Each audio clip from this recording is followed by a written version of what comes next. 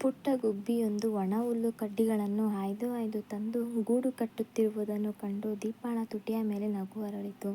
ಅವಳ ಕೈ ಸಹಜವಾಗಿ ತನ್ನ ಉಬ್ಬಿದ ಹೊಟ್ಟೆಯನ್ನು ಸವರಿತು. ಇನ್ನು ಕೆಲವೇ ದಿನಗಳಲ್ಲಿ ಪುಟ್ಟದೊಂದು ಕಂದ ಈ ಅಂಗಳದಲ್ಲಿ ಆಡುವುದನ್ನು ಎಣಿಸಿ ಅವಳ ಮನ ಮಮತೆಯಿಂದ ಬಿರಿಯಿತು. ತಂತಿಯ ಮೇಲಿದ್ದ ಒಣಗಿದ ಬಟ್ಟೆಗಳನ್ನೆಲ್ಲ ತಂದು ಮಡಸಿಟ್ಟಳು. ಅದೇ ಸಮಯಕ್ಕೆ ಕರಗಂಟೆ ಬಾರಿಸಿತು. ಇಷ್ಟು ಬೇಗನೆ ಮನೆಗೆ ಬಂದಿರುವೆಯಲ್ಲ, ಒಳಗೆ ಬರುತ್ತಾ ಭಾಸ್ಕರ್ ಕೇಳಿದ. ಇವತ್ತು ಮೈ ಸರಿ ಇರಲಿಲ್ಲ, ಅದಕ್ಕೆ ಕೆಲಸಕ್ಕೆ ಹೋಗುವುದಕ್ಕೆ ಮನಸ್ಸಾಗಲಿಲ್ಲ, ದೀಪಾ ಉತ್ತರಿಸಿದಳು. ತನಗೆ ಆರೋಗ್ಯ ಚೆನ್ನಾಗಿರಲಿಲ್ಲವೆಂದು ಕೇಳಿ ಭಾಸ್ಕರ್ ಹತ್ತಿರ ಬಂದು ಮೈ ದಡವುತ್ತಾನೆಂಬ ಆಶಯದಿಂದ ದೀಪಾ ಪತಿಯ ಪಕ್ಕದಲ್ಲಿ ನಿಂತಳು. ಆದರೆ ಭಾಸ್ಕರ್ ಏನು ಪ್ರತಿಕ್ರಿಯಿಸದೆ ಕೈಕಾಲು ತೊಳೆಯಲು ಬಾತ್ರೂಮ್ನತ್ತ ನಡೆದಾಗ ದೀಪಾ ಪೆಚ್ಚಾಗಿ ಅಡುಗೆ ಮನೆಗೆ ಹೋದಳು. ಮದುವೆಯಾದ 4 ವರ್ಷಗಳ ಬಳಿಕ ದೀಪಾ ಗರ್ಭಿಣಿಯಾಗಿದ್ದಳು. ಅವಳ ಸಂತೋಷ ಮುಗಿಲು ಮುಟ್ಟಿತು. ಆದರೆ ಭಾಸ್ಕರ್ ವಿಶೇಷ ಪ್ರಭಾವಿತನಾಗಿರಲಿಲ್ಲ. ದೀಪಾ ತಾನೊಬ್ಬಳೇ ಡಾಕ್ಟರ್ ಬಳಿ ಚೆಕಪ್ಗಾಗಿ ಹೋಗುತ್ತಿದ್ದಳು. ತನ್ನ ಆಹಾರ ಪಾನೀಯಗಳ ಬಗ್ಗೆ ಗಮನಹರಿಸಿದ್ದಳು. ಎಂದಾದರೂ ಭಾಸ್ಕರ್ನೊಡನೆ ತನ್ನ ಕಷ್ಟ ಸುಖ ಹಂಚಿಕೊಳ್ಳಲು ಹೋದರೆ ತಾನು ಕೆಲಸದಲ್ಲಿ ಅತ್ಯಂತ ವ್ಯಸ್ತನಾಗಿರುವೆನೆಂದು ಹೇಳುತ್ತಾ ಅವನು ಜವಾಬ್ದಾರಿಯಿಂದ ಜಾರಿಕೊಳ್ಳುತ್ತಿದ್ದ. ದೀಪಾ ಕೊಂಚ ಬೇಸರದಿಂದಲೇ ದಿನ ಕಳೆಯುತ್ತಿದ್ದಳು. ಮಗು ಹುಟ್ಟಿದ ಮೇಲೆ ಪತಿಗೆ ತನ್ನ ಕುಡಿಯ ಮೇಲೆ ಪ್ರೀತಿ ಹುಟ್ಟಬಹುದು, ಅವನು ತನ್ನ ಜವಾಬ್ದಾರಿಯನ್ನು ಅರಿತುಕೊಳ್ಳಬಹುದೆಂಬ ಭರವಸೆಯ ಮೇಲೆ ಅವಳು ಎಲ್ಲ ಕೆಲಸವನ್ನು ತನ್ನ ಹೆಗಲ ಮೇಲೆ ಹೊತ್ತು ನಡೆಯುತ್ತಿದ್ದಳು. ದೀಪಾಳಿಗೆ ಹೊರಗೆ ದುಡಿಯಬೇಕಾದ ಪ್ರಮೇಯವೇನಿರಲಿಲ್ಲ. ಭಾಸ್ಕರನ ಸಂಪಾದನೆ ಚೆನ್ನಾಗಿತ್ತು. ಮನೆಯಲ್ಲಿ ಒಬ್ಬಳೇ ಕುಳಿತು ಮಾಡುವುದೇನು ಎಂದು ಪಾರ್ಲರ್ನ ಕೆಲಸಕ್ಕೆ ಹೋಗುತ್ತಿದ್ದಳು. ಗರ್ಭಿಣಿಯಾದ ನಂತರ ಅವಳು ಕೆಲಸ ಮಾಡುತ್ತಿದ್ದಳು. ಪಾರ್ಲರ್ನ ಒಡತಿಗೆ ಇವಳನ್ನು ಬಿಟ್ಟುಕೊಡಲು ಇಷ್ಟವಿರಲಿಲ್ಲ. ಇವಳ ಕೈ ಚಳಕದಿಂದ ಗ್ರಾಹಕರ ಸಂಖ್ಯೆ ಏರಿತು. ದೀಪಾಳ ಈಗಿನ ಸ್ಥಿತಿಯಲ್ಲಿ ಪಾರ್ಲರ್ನ ಒಡತಿ ಮತ್ತು ಉಳಿದ ಹುಡುಗಿಯರು ಅವಳಿಗೆ ಸಂಪೂರ್ಣ ಸಹಕಾರ ನೀಡುತ್ತಿದ್ದರು. ಅವಳ ಆರೋಗ್ಯ ಸರಿಯಿಲ್ಲದಾಗ ಅಥವಾ ಆಯಾಸವಾದಾಗ ರಜೆ ಪಡೆಯಲು ಏನೂ ತೊಂದರೆ ಇರಲಿಲ್ಲ. ಭಾಸ್ಕರ್ ಒಂದು ಪ್ರೈವೇಟ್ ಕಂಪನಿಯ ಮ್ಯಾನೇಜರ್ ಆಗಿದ್ದ. ಅವನ ಅಧೀನದಲ್ಲಿ 24 ಜನರು ಕೆಲಸ ಮಾಡುತ್ತಿದ್ದರು. ಅವನ ಆಫೀಸಿನಲ್ಲಿ ಒಂದು ಕಸ್ಟಮರ್ ಸರ್ವಿಸ್ ಹುದ್ದೆ ಖಾಲಿಯಾಗಿತ್ತು. ಅದಕ್ಕಾಗಿ ಜಾಹೀರಾತು ನೀಡಲಾಗಿತ್ತು. ಆ ಜಾಹೀರಾತಿಗೆ ಅರ್ಜಿ ಸಲ್ಲಿಸಿದರಲ್ಲಿ ಊರ್ಮಿಳಾ ಕೂಡ ಒಬ್ಬಳು. ಸಂದರ್ಶನಕ್ಕಾಗಿ ಅವಳು ಬಂದಾಗ ಅವಳ ಮಧುರ ಧ್ವನಿ, ಆಕರ್ಷಕ ವ್ಯಕ್ತಿತ್ವ ಮತ್ತು ಹಿಂದಿನ ಅನುಭವದ ಆಧಾರದ ಮೇಲೆ ಅವಳನ್ನು ಆರಿಸಿಕೊಳ್ಳಲಾಯಿತು. ಊರ್ಮಿಳಾಳಿಗೆ ತನ್ನ ಸೌಂದರ್ಯದ ಬಗ್ಗೆ ಅಪಾರ ಹೆಮ್ಮೆ ಮತ್ತು ಭರವಸೆ. ವಯ್ಯಾರ ಬಿನ್ನಾಣಗಳನ್ನು ಪ್ರದರ್ಶಿಸಿ ತನಗೆ ಬೇಕಾದುದನ್ನು ಪಡೆದುಕೊಳ್ಳಬಹುದು ಎಂಬುದನ್ನು ತನ್ನ ಹಿಂದಿನ ಅನುಭವಗಳಿಂದ ಅವಳು ಚೆನ್ನಾಗಿ ತಿಳಿದಿದ್ದಳು. ಕೆಳ ಮಧ್ಯಮ ವರ್ಗಕ್ಕೆ ಸೇರಿದ ಅವಳು ಉತ್ತಮ ಮಟ್ಟದ ಜೀವನ ನಡೆಸುವ ಕನಸು ಕಂಡಿದ್ದಳು. ಹೊಸ ಆಫೀಸಿಗೆ ಸೇರಿದ ಕೆಲವೇ ದಿನಗಳಲ್ಲಿ ಭಾಸ್ಕರ್ ತನಗೆ ಮರುಳಾಗಿರುವುದನ್ನು ಕಂಡುಕೊಂಡಳು. ಅದರ ಲಾಭ ಪಡೆಯುವಲ್ಲಿ ಅವಳು ಹಿಂದುಳಿಯಲಿಲ್ಲ. ಊರ್ಮಿಳಾ ತನ್ನ ಯೌವನ ಮತ್ತು ಹಾವಭಾವಗಳಿಂದ ಭಾಸ್ಕರನ ಮನಸ್ಸನ್ನು ಸಂಪೂರ್ಣವಾಗಿ ವಶಪಡಿಸಿಕೊಂಡಳು. ಇಬ್ಬರೂ ಪರಸ್ಪರ ಹತ್ತಿರಾಗತೊಡಗಿದರು. ಆಫೀಸಿನ ಸಮಯದ ನಂತರ ಇಬ್ಬರೂ ಹೊರಗೆ ಸುತ್ತಾಡುತ್ತಿದ್ದರು. ಭಾಸ್ಕರ್ ಅವಳನ್ನು 5 ಸ್ಟಾರ್ ಹೋಟೆಲ್ಗಳಿಗೆ ಡಿನ್ನರ್ಗಾಗಿ ಕರೆದೊಯ್ಯುತ್ತಿದ್ದ. ಅವಳನ್ನು ಸಂತೋಷಪಡಿಸಲು ಬೆಲೆ ಬಾಳುವ ಉಡುಗೊರೆಗಳನ್ನು ಕೊಡುತ್ತಿದ್ದ. ಅವಳನ್ನು ಸಂಪೂರ್ಣವಾಗಿ ತನ್ನವಳನ್ನಾಗಿ ಮಾಡಿಕೊಳ್ಳಬೇಕೆಂಬ ಉದ್ದೇಶ ಭಾಸ್ಕರನದು. ಅವನೇಕೆ ತನ್ನ ಸುತ್ತ ದುಂಬಿಯಂತೆ ಸುತ್ತುತ್ತಿರುವನೆಂದು ಊರ್ಮಿಳಾಳಿಗೆ ಚೆನ್ನಾಗಿ ಅರ್ಥವಾಗಿತ್ತು. ಹಿಂದೆ ಭಾಸ್ಕರ್ ಆಫೀಸಿನಿಂದ ಬೇಗನೆ ಮನೆಗೆ ಬರುತ್ತಿದ್ದಾಗ ಪತಿ ಪತ್ನಿಯರು ಜೊತೆಯಲ್ಲಿ ಕುಳಿತು ಊಟ ಮಾಡುತ್ತಿದ್ದರು. ಈಗ ದೀಪಾ ಸಾಕಷ್ಟು ಸಮಯ ಅವನಿಗಾಗಿ ಕಾದು ಆಮೇಲೆ ಒಬ್ಬಳೇ ಊಟ ಮಾಡಿ ಮಲಗುತ್ತಿದ್ದಳು. ಕಳೆದ ಕೆಲವಾರು ದಿನಗಳಿಂದ ಅವನ ರೀತಿಯೇ ಬದಲಾಗಿತ್ತು. ಚೆನ್ನಾಗಿ ಡ್ರೆಸ್ ಮಾಡಿಕೊಂಡು ಆಫೀಸಿಗೆ ಹೋಗುತ್ತಿದ್ದ. ಈ ಬದಲಾವಣೆಯನ್ನು ಅರ್ಥ ಮಾಡಿಕೊಂಡಿಲ್ಲದ ದೀಪಾ ಪುಟ್ಟ ಕಂದನ ಕಲ್ಪನಾಲೋಕದಲ್ಲಿ ಮುಳುಗಿದ್ದಳು. ಒಂದು ದಿನ ದೀಪಾ ಒಗೆಯುವ ಬಟ್ಟೆಗಳನ್ನು ತೆಗೆಯುತ್ತಿರುವಾಗ ಭಾಸ್ಕರನ ಪ್ಯಾಂಟ್ ಜೇಬಿನಲ್ಲಿ 2 ಸಿನಿಮಾ ಟಿಕೆಟ್ಗಳು ಸಿಕ್ಕಿದವು. ಅವಳಿಗೆ ಆಶ್ಚರ್ಯವಾಯಿತು. ಭಾಸ್ಕರನಿಗೆ ಸಿನಿಮಾ ನೋಡುವ ಆಸಕ್ತಿ ಇರಲಿಲ್ಲ. ಯಾವುದಾದರೂ ಒಳ್ಳೆಯ ಸಿನಿಮಾ ಬಂದಾಗ ದೀಪಾ ಬಲವಂತ ಮಾಡಿ ಅವನನ್ನು ಕರೆದುಕೊಂಡು ಹೋಗುತ್ತಿದ್ದುದುಂಟು. ಭಾಸ್ಕರನನ್ನು ಈ ಬಗ್ಗೆ ಕೇಳಿದಾಗ ಅವನು ಕೊಂಚ ತಬ್ಬಿಬ್ಬಾದ. ನಂತರ ಸವರಿಸಿಕೊಂಡು ಆಫೀಸಿನ ಸಹೋದ್ಯೋಗಿಯೊಬ್ಬರ ಒತ್ತಾಯದಿಂದಾಗಿ ಹೋದೆನೆಂದು ಹೇಳಿದ. ವಿಷಯ ಅಲ್ಲಿಗೆ ನಿಂತಿತು.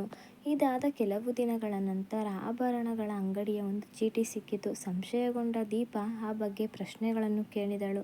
ಊರ್ಮಿಳಾಳಿಗೆ ಬರ್ತ್ಡೇ ಗಿಫ್ಟ್ಗೆಂದು ಒಂದು ಚಿನ್ನದ ಉಂಗುರ ಮಾಡಲು ಕೊಟ್ಟಿದ್ದ. ಆದರೆ ದೀಪಾಳ ಕೈಗೆ ಈ ಚೀಟಿ ಸಿಕ್ಕಿದ್ದರಿಂದ ಭಾಸ್ಕರ್ ತನ್ನ ಸ್ನೇಹಿತನೊಬ್ಬ ಪತ್ನಿಗೆ ಸರ್ಪ್ರೈಸ್ ಮಾಡಲು ಚೀಟಿಯನ್ನು ತನ್ನ ಕೈಗೆ ಕೊಟ್ಟಿರುವನೆಂದು ಸುಳ್ಳು ಹೇಳಿ ಅವಳನ್ನು ಸಮಾಧಾನಪಡಿಸಿದ.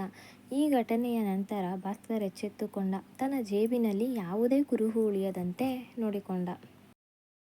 ದೀಪ ಹೆರಿಗೆಗಾಗಿ ತವರು ಮನೆಗೆ ಹೋದಳು. ಅಲ್ಲಿ ಒಂದು ಗಂಡು ಮಗುವಿನ ಜನನವಾಯಿತು. 4 ದಿನಗಳು ಹೆಂಡತಿ ಮಗುವಿನೊಂದಿಗಿದ್ದು ಭಾಸ್ಕರ್ ಹಿಂದಿರುಗಿದ. ಪತ್ನಿ ಇಲ್ಲದುದರಿಂದ ಅವನೀಗ ಸ್ವತಂತ್ರ ಹಕ್ಕಿಯಂತೆ ಮನಸೋ ಇಚ್ಛೆ ನಡೆಯತೊಡಗಿದ. ಊರ್ಮಿಳಳ ಮೇಲಿನ ಮೋಹದ ಹುಚ್ಚು ತಲೆಗೇರಿತ್ತು. ಆಫೀಸಿನಲ್ಲಿ ಜನರು ಅವರಿಬ್ಬರ ಬಗ್ಗೆ ಮಾತನಾಡಿಕೊಳ್ಳತೊಡಗಿದರು. ಆದರೆ ಅವನಿಗೆ ಅವರ ಪರಿವೆಯೇ ಇರಲಿಲ್ಲ.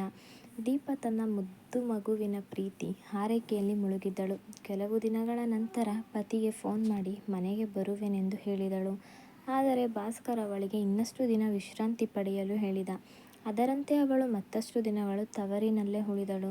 3 ತಿಂಗಳು ಕಳೆದರೂ ಭಾಸ್ಕರ್ ಅವಳನ್ನು ಕರೆದೊಯ್ಯಲು ಬರಲಿಲ್ಲ. ಕಡೆಗೆ ಅವಳು ತಾನೇ ಹೊರಡಲು ತೀರ್ಮಾನಿಸಿದಳು. ಪತಿಗೆ ತಿಳಿಸದೆಯೇ ದೀಪ ಹೊರಟು ಬಂದಳು. ಮನೆ ಬಾಗಿಲಲ್ಲಿ ನಿಂತು ಬೆಲ್ ಮಾಡುತ್ತಲೇ ಇದ್ದರೂ ಬಾಗಿಲು ತೆರೆಯದೇ ಇದ್ದಾಗ ಅವಳಿಗೆ ಯೋಚನೆಯಾಯಿತು. ಇಂದು ಭಾನುವಾರ, ಆಫೀಸಿಗೆ ಹೋಗಿರುವುದಿಲ್ಲ, ಬಾಗಿಲಿಗೆ ಬೀಗ ಹಾಕಿಲ್ಲ ಅಂದ ಮೇಲೆ ಹೊರಗೆಲ್ಲೂ ಹೋಗಿಲ್ಲ, ಮತ್ತೇಕೆ ಬಾಗಿಲು ತೆರೆಯುತ್ತಿಲ್ಲ? ಮಗುನೆತ್ತಿಕೊಂಡು ಯೋಚಿಸುತ್ತಲೇ ನಿಂತಿದ್ದಾಗ ಇದ್ದಕ್ಕಿದ್ದಂತೆ ಧಡಾರನೆ ಬಾಗಿಲು ತೆರೆಯಿತು. ಅಪರಿಚಿತ ಹುಡುಗಿಯೊಬ್ಬಳು ತನ್ನ ಮನೆಯೊಳಗಿರುವುದನ್ನು ಕಂಡು ದೀಪ ಬೆರಗಾದಳು. ಅವಳು ಏನಾದರೂ ಕೇಳುವ ಮೊದಲೇ ಆ ಹುಡುಗಿ ಮಿಂಚಿನಂತೆ ಒಳಗೆ ಸರಿದಳು. ಇದ್ದಕ್ಕಿದ್ದಂತೆ ಬಂದಿಳಿದ ಪತ್ನಿಯನ್ನು ಕಂಡು ಭಾಸ್ಕರ್ ತಬ್ಬಿಬ್ಬಾದ. ಪತಿಯ ಬೆವರಿದ ಮುಖವನ್ನು ಮನೆಯಲ್ಲಿ ಒಬ್ಬ ಪರಸ್ತ್ರೀಯನ್ನು ನೋಡಿ ದೀಪಳ ಉಬ್ಬು ಗಂಟಿಕ್ಕಿತು. ಅವಳು ಕೋಪದಿಂದ, ಯಾರು ಅವಳು, ಇಲ್ಲೇನು ಮಾಡುತ್ತಿದ್ದಾಳೆ ಎಂದು ಕೇಳಿದಳು. ಭಾಸ್ಕರ್ ತನ್ನ ಬುದ್ಧಿಯನ್ನು ಚುರುಕಾಗಿ ಓಡಿಸಿ, ಇವಳು ನಮ್ಮ ಆಫೀಸಿನಲ್ಲಿ ಕೆಲಸಕ್ಕೆ ಸೇರಿದ್ದಾಳೆ. ಈ ಊರಿಗೆ ಹೊಸಬಳು. ಅವಳಿಗೆ ಉಳಿಯಲು ಸರಿಯಾದ ಜಾಗ ಸಿಕ್ಕದೇ ಇದ್ದುದರಿಂದ ಮಾನವೀಯ ದೃಷ್ಟಿಯಿಂದ ಅವಳಿಗೆ ಸಹಾಯ ಮಾಡುತ್ತಿದ್ದೇನೆ ಎಂದು ಸುಳ್ಳು ಹೇಳಿ ಕಥೆಯನ್ನು ಮುಂದಿಟ್ಟ. ಮತ್ತೆ ನೀವು ಏಕೆ ನನಗೆ ಫೋನ್ ಮಾಡಿ ತಿಳಿಸಲಿಲ್ಲ? ನಮ್ಮ ಮನೆಯಲ್ಲಿ ಬೇರೆಯೊಬ್ಬರು ಇರುವುದನ್ನು ನನಗೆ ತಿಳಿಸಬೇಕು ಅಂತ ಅನಿಸಲಿಲ್ಲವೇ? ಇವಳು ಇವತ್ತು ತಾನೇ ಬಂದಿದ್ದಾಳೆ. ನಾನು ನಿನಗೆ ಫೋನ್ ಮಾಡಬೇಕು ಅಂತ ಅಂದುಕೊಳ್ಳುವ ಹೊತ್ತಿಗೆ ನೀನು ಹೀಗೆ ಬಂದು ನಾನು ಬೆಚ್ಚುವ ಹಾಗೆ ಮಾಡಿಬಿಟ್ಟೆ. ನನಗೆ ನಿನ್ನ ಮತ್ತು ಮಗುವಿನ ನೆನಪು ತುಂಬ ಆಗುತ್ತಿತ್ತು ಎನ್ನುತ್ತಾ ಭಾಸ್ಕರ್ ಮಗುವನ್ನು ಎತ್ತಿಕೊಂಡು ಎದೆಗಾನಿಸಿಕೊಂಡ. ದೀಪಳ ಸಂಶಯ ಪೂರ್ತಿ ಹೋಗಿರಲಿಲ್ಲ. ಅಷ್ಟರಲ್ಲಿ ಊರ್ಮಿಳಾ ನಿರಪರಾಧಿ ಮುಖಭಾವವನ್ನು ಪ್ರದರ್ಶಿಸುತ್ತಾ ಅಲ್ಲಿಗೆ ಬಂದಳು. ನನ್ನನ್ನು ಕ್ಷಮಿಸಿ, ನನ್ನಿಂದಾಗಿ ನಿಮಗೆ ತೊಂದರೆಯಾಗುತ್ತಿದೆ. ಇದರಲ್ಲಿ ಇವರದೇನೂ ತಪ್ಪಿಲ್ಲ. ನನ್ನ ಅಸಹಾಯಕತೆಯನ್ನು ಕಂಡು ನನಗೆ ಇಲ್ಲಿರಲು ಹೇಳಿದರು. ನಾನು ಹಿಂದೆ ಯಾವುದಾದರೂ ಹೋಟೆಲ್ಗೆ ಹೋಗಿಬಿಡುತ್ತೇನೆ ಎಂದಳು ಊರ್ಮಿಳಾ. ನಗರದಲ್ಲಿ ಎಷ್ಟೊಂದು ಲೇಡೀಸ್ ಹಾಸ್ಟೆಲ್ ಇವೆ, ನೀನು ಅಲ್ಲಿ ವಿಚಾರಿಸಲಿಲ್ಲವೇ? ದೀಪ ಕೇಳಿದಳು. ಹೌದು ಇವೆ, ಆದರೆ ಎಲ್ಲ ಕಡೆಯೂ ಯಾರಾದರೂ ಪರಿಚಿತರ ಗ್ಯಾರಂಟಿ ಕೇಳುತ್ತಾರೆ. ಆದರೆ ನನಗಿಲ್ಲಿ ಯಾರ ಪರಿಚಯ ಇಲ್ಲ. ಭಾಸ್ಕರ್ ಮತ್ತು ಊರ್ಮಿಳಾ ತಮ್ಮ ಕಪಟತನದಿಂದ ದೀಪಳನ್ನು ಬುಟ್ಟಿಗೆ ಬೀಳಿಸುವುದರಲ್ಲಿ ಯಶಸ್ವಿಯಾದರು. ಅವರಿಬ್ಬರಂತೆ ದೀಪ ಚತುರೆಯಾಗಿರಲಿಲ್ಲ. ಊರ್ಮಿಳಾ ಒಂಟಿ ಹುಡುಗಿ ಎಂಬ ಮಾತಿನಿಂದ ದೀಪಳ ಮನಸ್ಸು ಕರಗಿತು. ತಮ್ಮ ಗೆಸ್ಟ್ ರೂಮಿನಲ್ಲಿ ಊರ್ಮಿಳಾ ಕೆಲವು ದಿನಗಳು ಉಳಿಯಲು ಒಪ್ಪಿಗೆ ನೀಡಿದಳು. ಭಾಸ್ಕರನಿಗೆ ರೊಟ್ಟಿ ಜಾರಿ ತುಪ್ಪಕ್ಕೆ ಬಿದ್ದಂತಾಯಿತು. ಒಂದೇ ಸೂರಿನ ಕೆಳಗೆ ಪತ್ನಿ ಮತ್ತು ಪ್ರಿಯತಮೆ ಇಬ್ಬರ ಸಂಗ ಅವನಿಗೆ ದೊರೆತಿತು. ತಾನು ಬಹಳ ಅದೃಷ್ಟವಂತ ಎಂದು ಅವನು ಭಾವಿಸಿದ. ದೀಪ ಮನೆಗೆ ಬಂದುದರಿಂದ ಭಾಸ್ಕರ್ ಮತ್ತು ಊರ್ಮಿಳಾರ ಪ್ರೇಮಲೀಲೆಗೆ ಕೊಂಚ ಅಡಚಣೆ ಉಂಟಾಯಿತು. ಈಗ ಅವರು ಎಚ್ಚರಿಕೆಯಿಂದ ಭೇಟಿ ಮಾಡುತ್ತಿದ್ದರು. ಆಫೀಸಿನಿಂದಲೂ ಬೇರೆ ಬೇರೆ ಸಮಯದಲ್ಲಿ ಹೊರಡುತ್ತಿದ್ದರು. ತಮ್ಮ ಸಂಬಂಧ ಆಫೀಸಿಗಷ್ಟೇ ಸೀಮಿತವಾಗಿರುವಂತೆ ದೀಪಳ ಮುಂದೆ ನಡೆದುಕೊಳ್ಳುತ್ತಿದ್ದರು. ದೀಪ ಮನೆಯ ಒಡತಿಯಾಗಿದ್ದುದರಿಂದ ಎಲ್ಲ ಕೆಲಸ ಕಾರ್ಯಗಳು ಅವಳ ಇಚ್ಛಾನುಸಾರ ನಡೆಯುತ್ತಿದ್ದವು. ಊರ್ಮಿಳಾ ತನ್ನನ್ನು ಅವಳೊಂದಿಗೆ ಹೋಲಿಸಿ ನೋಡಿದಳು. ಭಾಸ್ಕರ್ ಅವಳಿಗೆ ಸಂಪೂರ್ಣವಾಗಿ ಒಲಿದಿದ್ದನಾದರೂ ಸಮಾಜ ಮತ್ತು ಕಾನೂನಿನ ದೃಷ್ಟಿಯಲ್ಲಿ ಅವರದು ಅನೈತಿಕ ಸಂಬಂಧವಾಗಿತ್ತು. ಆಫೀಸಿನಲ್ಲಿ ಅವಳು ಎಲ್ಲರ ಮನರಂಜನೆಯ ಸಾಧನವಾಗಿದ್ದಳು. ಸಹೋದ್ಯೋಗಿಗಳ ಕಣ್ಣುಗಳಲ್ಲಿ ತನ್ನ ಬಗ್ಗೆ ಗೌರವ ಕಡಿಮೆ, ಬಯಕೆ ಹೆಚ್ಚು ಎಂದು ಅವಳಿಗೆ ತೋರಿಬರುತ್ತಿತ್ತು. ಭಾಸ್ಕರ್ ಮತ್ತು ದೀಪರೊಡನೆ ಅವರ ಮನೆಯಲ್ಲಿ ವಾಸಿಸಿದ ನಂತರ ಊರ್ಮಿಳಳಿಗೆ ಸಮಾಜದಲ್ಲಿ ಪತ್ನಿಯ ಸ್ಥಾನವೇನು ಎಂಬುದರ ಅರಿವಾಯಿತು. ಎಲ್ಲಿಯವರೆಗೂ ತಾನು ಭಾಸ್ಕರನ ಬಳಿ ಒಂದು ಆಟಿಕೆಯಂತೆ ಇರುವುದು? ಒಂದಲ್ಲ ಒಂದು ದಿನ ಅವನಿಗೆ ಈ ಆಟಿಕೆಯ ಮೇಲೆ ಬೇಸರ ಬರುತ್ತದೆ ಎಂದು ಊರ್ಮಿಳಾ ಯೋಚಿಸತೊಡಗಿದಳು. ಅವಳಿಗೆ ತನ್ನ ಭವಿಷ್ಯದ ಬಗ್ಗೆ ಚಿಂತೆಯಾಯಿತು. ಅವಳೀಗ ದೀಪಳ ಸ್ಥಾನದಲ್ಲಿ ತಾನಿರಬೇಕೆಂಬ ಬಯಕೆ ಮೂಡಿತು. ಭಾಸ್ಕರನ ಬಳಿ ಒಳ್ಳೆಯ ಉದ್ಯೋಗ ಮತ್ತು ಹಣ ಎರಡೂ ಇರುವುದರಿಂದ ಅವನ ಜೊತೆಯಲ್ಲಿದ್ದರೆ ತನ್ನ ಬಾಳು ಬಂಗಾರವಾಗುವುದೆಂದು ಊರ್ಮಿಳಾ ಲೆಕ್ಕ ಹಾಕಿದಳು. ಅದಕ್ಕೆ ತಕ್ಕಂತೆ ದಾಳ ಎಸೆಯತೊಡಗಿದಳು. ತನ್ನನ್ನು ಮದುವೆಯಾಗುವಂತೆ ಅವಳು ಭಾಸ್ಕರನನ್ನು ಒತ್ತಾಯಿಸಿದಳು. ಭಾಸ್ಕರನಿಗೆ ಪತ್ನಿ ಮತ್ತು ಪ್ರೇಯಸಿ ಇಬ್ಬರ ಸುಖ ಸಿಗುತ್ತಿದ್ದರಿಂದ ಅವನು ಮತ್ತೆ ಮದುವೆಯ ಗೊಂದಲದಲ್ಲಿ ಸಿಕ್ಕಿಕೊಳ್ಳಲು ಇಷ್ಟಪಡಲಿಲ್ಲ. ಊರ್ಮಿಳಳಿಗೆ ಹಲವು ಬಗೆಯಿಂದ ತಿಳಿಸಿ ಹೇಳಲು ಪ್ರಯತ್ನಿಸಿದ. ಆದರೆ ಅವಳು ಹಠ ಹಿಡಿದು ಕುಳಿತಳು. ದೀಪಾಳಿಗೆ ವಿಚ್ಛೇದನ ನೀಡಿ ಭಾಸ್ಕರ್ ತನ್ನನ್ನು ಮದುವೆಯಾಗಬೇಕು, ಇಲ್ಲವಾದರೆ ತಮ್ಮ ಸಂಬಂಧವನ್ನು ಕೊನೆಗಾಣಿಸುವುದಾಗಿ ಅವಳು ಹೇಳಿದಳು. ಆಕರ್ಷಕ ಗೊಂಬೆಯ ಮೈಮಾಟದಿಂದ ಕಂಗೊಳಿಸುತ್ತಿದ್ದ ಊರ್ಮಿಳಳನ್ನು ಕಳೆದುಕೊಳ್ಳಲು ಭಾಸ್ಕರನಿಗೆ ಇಷ್ಟವಿರಲಿಲ್ಲ. ಅವನು ಕೆಲವು ದಿನಗಳ ಅವಕಾಶವನ್ನು ಕೇಳಿಕೊಂಡ. ಒಂದು ರಾತ್ರಿ ದೀಪಾಳಿಗೆ ಇದ್ದಕ್ಕಿದ್ದಂತೆ ಎಚ್ಚರವಾಯಿತು. ಪಕ್ಕದಲ್ಲಿ ಭಾಸ್ಕರನಿರಲಿಲ್ಲ. ಅವಳು ರೂಮಿನಿಂದ ಹೊರಗೆ ಬಂದಳು. ಊರ್ಮಿಳಳ ಕೋಣೆಯಲ್ಲಿ ಮಾತನಾಡುವ ಶಬ್ದ ಕೇಳಿಸಿತು.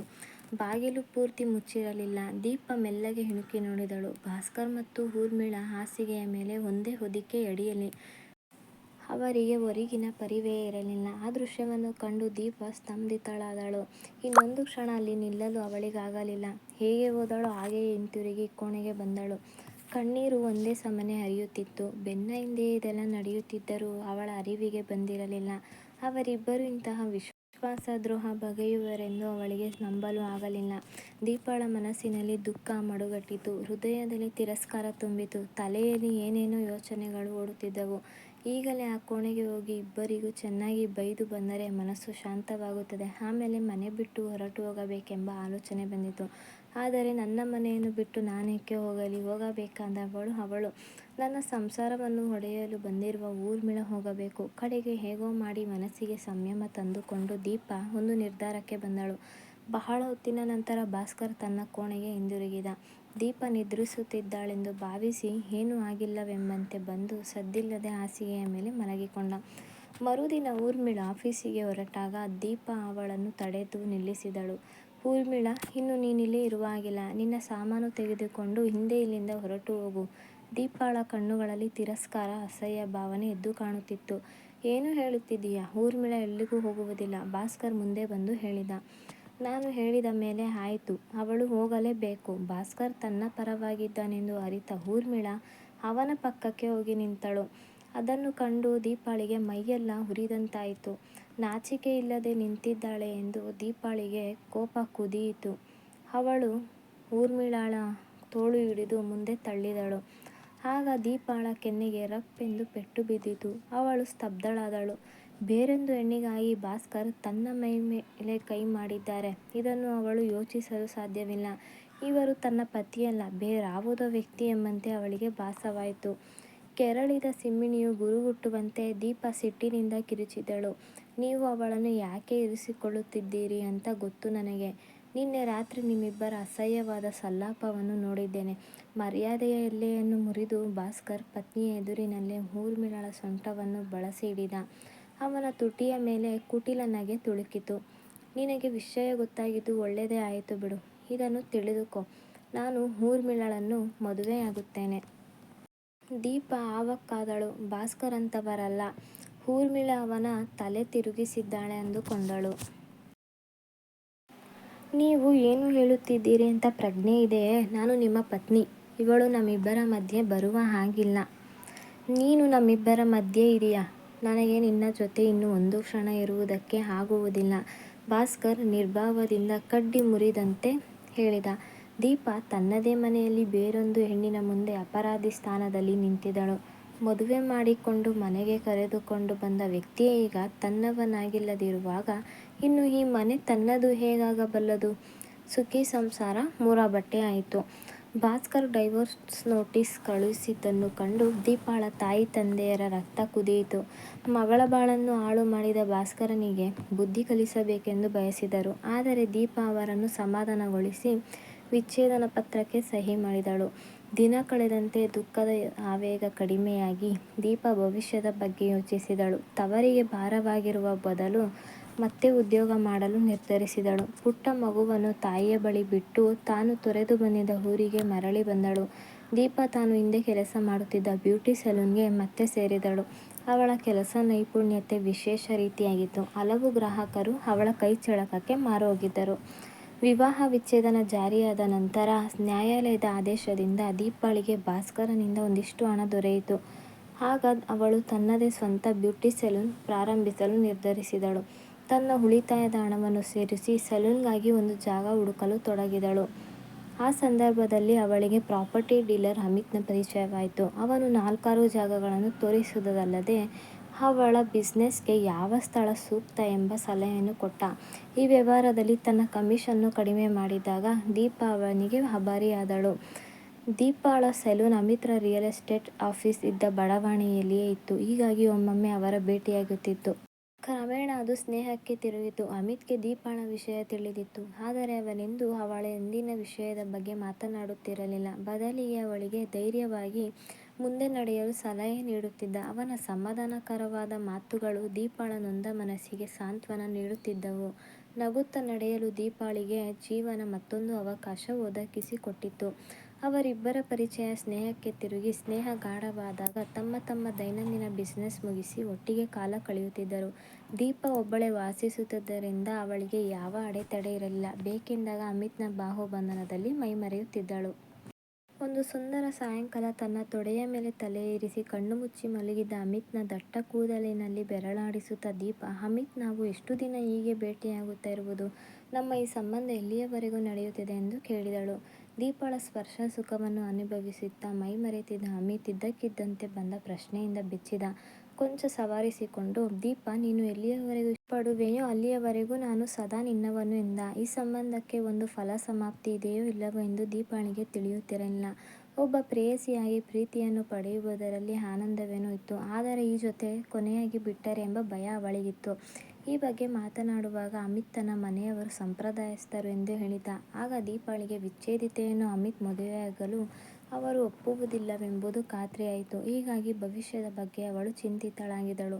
ಆದರೆ ವರ್ತಮಾನದಲ್ಲಿ ಅಮಿತ್ನೊಂದಿಗೆ ಅವಳು ಆನಂದದಿಂದಿದ್ದಳು. ಒಂದು ದಿನ ಅಮಿತ್ನ ಬೈಕ್ನಲ್ಲಿ ಅವನ ಸೊಂಟ ಬಳಸಿ ಕುಳಿತು ಹೋಗುತ್ತಿದ್ದ ದೀಪಾಳನ್ನು ಭಾಸ್ಕರ್ ನೋಡಿದ. ದೀಪಾ ಈಗ ಅವನ ಪತ್ನಿಯಲ್ಲದಿದ್ದರೂ ಅವಳು ಪರಪುರುಷನೊಂದಿಗೆ ಹಾಗೆ ಹೋಗುವುದನ್ನು ಕಂಡು ಅವನ ಕೋಪ ಬುಸುಗುಟ್ಟಿತು. ಅವನೇ ದೂರ ಮಾಡಿದ ಹೆಣ್ಣು ಅವಳಾದರೂ ಬೇರೊಬ್ಬನ ಜೊತೆ ಅವಳು ಮೋಜು ಮಾಡುವುದನ್ನು ಸಹಿಸಲಾಗಲಿಲ್ಲ. ಊರ್ಮಿಳಳನ್ನು ಮದುವೆಯಾದ ಭಾಸ್ಕರ್ ತನ್ನ ಬಯಕೆ ಈಡೇರಿತೆಂದು ಸಂತುಷ್ಟನಾಗಿದ್ದನು. ಆದರೆ ಊರ್ಮಿಳಾ ಮದುವೆಯ ಬಳಿಕ ಪ್ರಿಯತಮೆಯಂತೆ ಇದ್ದಳೇ ಹೊರತು ಪತ್ನಿಯಂತೆ ವರ್ತಿಸಲಿಲ್ಲ. ಗೃಹಕೃತ್ಯದ ಜವಾಬ್ದಾರಿ ತೆಗೆದುಕೊಳ್ಳಲೇ ಇಲ್ಲ. ಅವಳ ದುಂದುಗಾರಿಕೆ ಭಾಸ್ಕರನಿಗೆ ತಲೆನೋವು ತಂದಿತು. ಆ ಬಗ್ಗೆ ಅವನೇನಾದರೂ ಕೋಪ ತೋರಿದರೆ ಚೆನ್ನಾಗಿ ದಬಾಯಿಸಿ ಬಿಡುತ್ತಿದ್ದಳು. ಡೈವೋರ್ಸ್ ಮತ್ತು ಪೊಲೀಸರ ಬೆದರಿಕೆ ಹಾಕುತ್ತಿದ್ದಳು. ಪ್ರೇಯಸಿಯಾಗಿದ್ದಾಗ ಊರ್ಮಿಳಳಿಂದ ದೊರೆಯುತ್ತಿದ್ದ ಶಾರೀರಿಕ ಸುಖ ಪತ್ನಿಯಾದ ನಂತರ ನಿರಾಸೆ ಎನಿಸತೊಡಗಿತು. ಪ್ರೀತಿ ಪ್ರೇಮದ ಭೂತ ತಲೆಯಿಂದ ಇಳಿದುಬಿಟ್ಟಿತು. ಭಾಸ್ಕರನ ಮನಸ್ಸಿನಲ್ಲಿ ದೀಪಾಳೊಂದಿಗೆ ವಿವಾಹವಾದ ಪ್ರಾರಂಭದ ದಿನಗಳ ನೆನಪು ಸುಳಿದಾಡಿತು. ಅವನೀಗ ದೀಪಾಳ ಸಂಗಕ್ಕಾಗಿ ಹಾತೊರೆಯತೊಡಗಿದ. ನಾಲಿಗೆಯ ರುಚಿ ಬದಲಾವಣೆಯನ್ನು ಬಯಸುವಂತೆ ಶರೀರದ ಹಸಿ ಬದಲಾವಣೆ ಕೇಳುತ್ತದೆ. ಭಾಸ್ಕರ್ ಹೇಗೋ ಮಾಡಿ ದೀಪಾಳ ಮನೆ ಮತ್ತು ಸೆಲೂನ್ಗಳನ್ನು ಪತ್ತೆ ಮಾಡಿದ. ಒಂದು ದಿನ ಅವಳು ಇರುವ ಸಮಯ ನೋಡಿ ಫ್ಲ್ಯಾಟ್ಗೆ ಬಂದ. ಬಹಳ ಕಾಲದ ನಂತರ ಇದ್ದಕ್ಕಿದ್ದಂತೆ ಎದುರಿಗೆ ಬಂದ ಅವನನ್ನು ಕಂಡು ದೀಪಾ ಚಕಿತಳಾದಳು. ಇಲ್ಲೇಕೆ ಬಂದಿರಬಹುದೆಂದು ಚಿಂತಿಸಿದಳು. ಹೇಗಿದ್ದೀಯಾ ದೀಪಾ? ಬಹಳ ಬದಲಾಗಿಬಿಟ್ಟಿದ್ದೀಯಾ. ಗುರುತೇ ಸಿಗದ ಹಾಗೆ ಆಗಿದ್ದೀಯಾ? ಭಾಸ್ಕರ್ ಅವಳನ್ನೇ ದಿಟ್ಟಿಸುತ್ತಾ ಹೇಳಿದ. ನಿಜಕ್ಕೂ ಈಗ ದೀಪಾ ಬದಲಾಗಿದ್ದಳು. ತನ್ನದೇ ಸೆಲೂನ್ ಆದ ಮೇಲೆ ಗ್ರಾಹಕರನ್ನು ಆಕರ್ಷಿಸಲು ಅವಳು ಚೆನ್ನಾಗಿ ಅಲಂಕರಿಸಿಕೊಳ್ಳುತ್ತಿದ್ದಳು. ಆಧುನಿಕ ಉಡುಪುಗಳನ್ನು ತೊಟ್ಟು ಸ್ಟೈಲಿಶ್ ಹೇರ್ ಕಟ್ ಮಾಡಿಕೊಂಡು ಆತ್ಮವಿಶ್ವಾಸದಿಂದ ಕಂಗೊಳಿಸುತ್ತಿದ್ದಳು. ಜೀವನದಲ್ಲಿ ದೊಡ್ಡ ಹೊಡೆತವನ್ನು ಅನುಭವಿಸಿದರೂ ಚಿತ್ರವಾಗದಂತೆ ಧೈರ್ಯದಿಂದ ಮುನ್ನಡೆದಿದ್ದಳು. ಅವಳೀಗ ಯಾವುದೇ ಕಷ್ಟವನ್ನು ಎದುರಿಸಬಲ್ಲ ಸಾಮರ್ಥ್ಯ ಪಡೆದಿದ್ದಳು. ಭಾಸ್ಕರ್ನನ್ನು ಕಂಡು ಕ್ಷಣಕಾಲ ಅಚ್ಚರಿಗೊಂಡರೂ ಅವಳು ವಿಚಲಿತಳಾಗಲಿಲ್ಲ. ಏನು ಬಂದದ್ದು? ಅವಳು ಅಲಕ್ಷ್ಯಭಾವದಿಂದ ಕೇಳಿದಳು. ದೀಪಾಳ ಮಾತಿನ ಧೋರಣೆ ಕಂಡು ಅವನಿಗೆ ಸಿಟ್ಟು ಬಂದಂತಾಯಿತು. ಆದರೂ ಸವರಿಸಿಕೊಂಡು, ನಾನು ನನ್ನ ಮಗನನ್ನು ನೋಡಲು ಬಂದಿದ್ದೇನೆ. ನೀನು ಅವನನ್ನು ನನ್ನಿಂದ ದೂರ ಮಾಡಿಬಿಟ್ಟೆ ಎಂದು ದೂರಿದ. ಏನು, ಇದ್ದಕ್ಕಿದ್ದಾಗೆ ಮಗನ ಮೇಲೆ ಪ್ರೀತಿ ಬಂದುಬಿಟ್ಟಿದೆ? ಇಷ್ಟು ವರ್ಷಗಳಲ್ಲಿ ಒಂದು ಸಲ ಅವನ ಬಗ್ಗೆ ವಿಚಾರಿಸಲಿಲ್ಲ. ದೀಪಾ ವ್ಯಂಗ್ಯವಾಗಿ ಹೇಳಿದಳು. ನನಗೆ ಮಗನ ಮೇಲೆ ಪ್ರೀತಿ ಇಲ್ಲ ಅಂದುಕೊಂಡೆಯಾ? ನಾನು ಅವನ ತಂದೆ. ನಿನಗೆಷ್ಟು ಹಕ್ಕು ಇದೆಯೋ ನನಗೂ ಅಷ್ಟೇ ಇದೆ. ಓಹೋ, ಹಕ್ಕಿನ ವಿಷಯ ಮಾತನಾಡುವುದಕ್ಕೆ ಬಂದಿರಾ? ಮಗನನ್ನು ನೋಡಬೇಕು ಎಂದು ಭಾಸ್ಕರ್ ಹೇಳಿದ್ದು ನೆಪ ಮಾತ್ರಕ್ಕೆ. ಅವನಿಗೆ ದೀಪಾಳ ಸಂಗ ಬೇಕೆನಿಸಿತು. ದೀಪಾ, ನಾನು ದೊಡ್ಡ ತಪ್ಪು ಮಾಡಿಬಿಟ್ಟೆ. ನನ್ನನ್ನು ಕ್ಷಮಿಸಿಬಿಡು ಎನ್ನುತ್ತಾ ಭಾಸ್ಕರ್ ಮುಂದೆ ಬಂದು ದೀಪಾಳ ಕೈಹಿಡಿದ.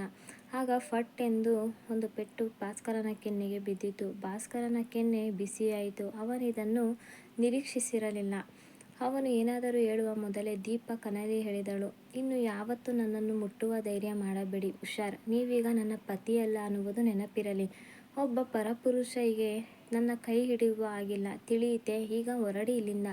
ಅವಮಾನಗೊಂಡ ಭಾಸ್ಕರ್ ಅವಾಚ್ಯ ಪದಗಳಿಂದ ಅವಳನ್ನು ಬೈಯುತ್ತಾ, ಸತಿ ಸಾವಿತ್ರಿ ಹಾಗೆ ನಾಟಕ ಮಾಡಬೇಡ. ನೀನು ಯಾರ ಜೊತೆ ಮಜಾ ಮಾಡುತ್ತೀಯ ಅಂತ ಗೊತ್ತು ನನಗೆ. ಬೇರೆಯವರ ಜೊತೆ ತಪ್ಪು ಮಾಡುತ್ತೀಯಾ? ಮತ್ತೆ ನಾನೇಕೆ ಬೇಡ? ನನ್ನ ಕೆನ್ನೆಗೆ ಹೊಡೆಯುತ್ತೀಯಾ? ನಿನಗೆ ಅದಕ್ಕೆ ಸರಿಯಾಗಿ ಮಾಡುತ್ತೇನೆ. ಊರಿನಲ್ಲೆಲ್ಲ ನಿನ್ನ ಮಾನ ಹರಾಜು ಮಾಡುತ್ತೇನೆ. ವೇಗವಾಗಿ ಹೊರಗೆ ಹೋದ. ಭಾಸ್ಕರ್ ಎಷ್ಟು ನೀಚ ಮತ್ತು ಕ್ರೂರಿಯಾಗಿದ್ದಾನೆ ಎಂದು ದೀಪ ಬಿಕ್ಕಳಿಸಿ ಅತ್ತಳು. ಅನ್ಯಾಯ ಆಗಿದ್ದು ಅವಳಿಗೆ, ಆದರೆ ಅವಳನ್ನೇ ತಪ್ಪಿತಸ್ಥಳೆಂದು ದೂಷಿಸಲಾಗಿತ್ತು. ಈ ಸಂಕಟದ ಸಮಯದಲ್ಲಿ ಅವಳಿಗೆ ಅಮಿತ್ ಬೇಕೆನಿಸಿತು. ಅವನ ಪ್ರೀತಿಯ ಲೇಪನ ಅವಳ ನೊಂದ ಮನಸ್ಸಿಗೆ ಸಾಂತ್ವನ ನೀಡಬಲ್ಲದಾಗಿತ್ತು. ಅವಳು ಅಮಿತ್ಗೆ ಫೋನ್ ಮಾಡಿದಳು. ಎಷ್ಟು ಸಲ ಪ್ರಯತ್ನಿಸಿದರೂ ಅವನು ಫೋನ್ ತೆಗೆಯದಿದ್ದಾಗ ಅವನನ್ನು ಭೇಟಿ ಮಾಡಲು ಹೊರಟಳು. ಭಾಸ್ಕರ್ ಇನ್ನೂ ಸುಮ್ಮನಿರುವುದಿಲ್ಲ. ಅವಳ ಮರ್ಯಾದೆಗೆ ಕಳಂಕ ತಂದರೆ ಸೆಲೂನ್ ಬಿಸ್ನೆಸ್ ಹಾಳಾಗುತ್ತದೆ. ಅಮಿತ್ನನ್ನು ಸಂಪರ್ಕಿಸಿ ಈ ಸಮಸ್ಯೆಗೆ ಪರಿಹಾರ ಹುಡುಕಬೇಕು ಎಂದು ಯೋಚಿಸಿ ಹೊರಟ ದೀಪ ಅಮಿತ್ನ ಆಫೀಸಿಗೆ ಬೀಗ ಹಾಕಿರುವುದನ್ನು ಕಂಡು ನಿರಾಶಳಾದಳು. ದೀಪ ಒಂದು ಕರೆ ಮಾಡಿದರೆ ಸಾಕು, ಅಮಿತ್ ಓಡಿ ಬರುತ್ತಿದ್ದ. ಇಂದೇಕೆ ಫೋನ್ ತೆಗೆಯುತ್ತಿಲ್ಲ?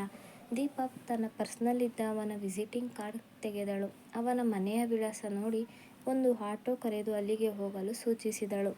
ಕೊಂಚ ಹಳಕುತ್ತಾ ದೀಪ ಫ್ಲ್ಯಾಟ್ನ ಕರೆಗಂಟೆ ಒತ್ತಿದಳು. ಅವಳದೇ ವಯಸ್ಸಿನ ಮಹಿಳೆ ಬಂದು ಬಾಗಿಲು ತೆರೆದು, ಯಾರು ಬೇಕಾಗಿತ್ತು ಎಂದು ಕೇಳಿದಳು. ಇದು ಅಮಿತ್ ಮನೆನಾ? ನಾನು ಅಮಿತ್ರನ್ನು ನೋಡಬೇಕಾಗಿತ್ತು, ದೀಪ ಸಂಕೋಚದಿಂದ ಕೇಳಿದಳು.